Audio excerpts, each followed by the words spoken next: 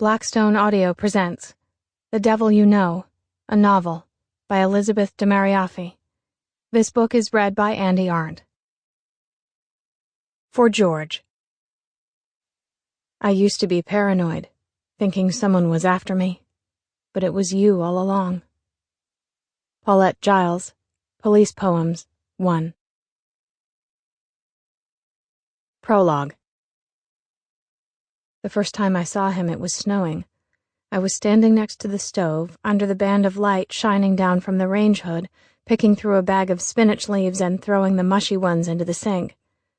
Outside it was white and pretty, and there was just a little frost on the windows, along the edges. The kitchen faced out onto a patchwork of dark backyards sewn together with skinny, faltering fence lines. It was about 9 o'clock, but I hadn't eaten dinner. It was Sunday night, February 21st, 1993. I have a sharp head for detail. That winter I was a first-year reporter with a newsroom desk at a not-quite-national daily paper. Not even my own desk. I shared it with another new hire.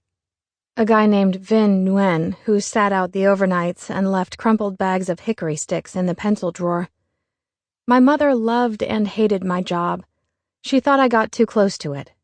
Most news is bad news.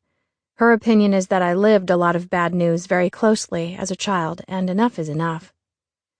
When I was 10 years old, my best friend went missing, and that's what she's talking about.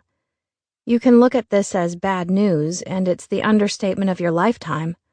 It's likely also the reason I started reporting the news. A balls-out way of handling trauma, wouldn't you say? My mother admits this is true.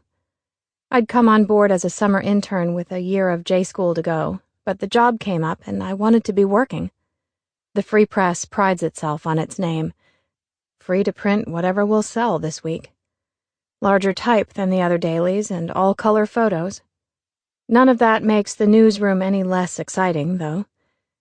There's a soap opera addictive quality to the quick turnover. What will happen next? Reporters watch stories approach like heavy clouds. They roll up in fits and starts. The tension break is galvanizing. A man named Paul Bernardo had been arrested 4 days earlier, and I'd spent the weekend camped out in front of his house in St. Catharines, watching the forensics team walk in and out the front door dressed in their disposable spacesuits. My job was to take notes on anything that looked promising. It was a famous case. Bernardo had murdered 2 girls inside that house. Teenagers he'd held captive for days before killing them.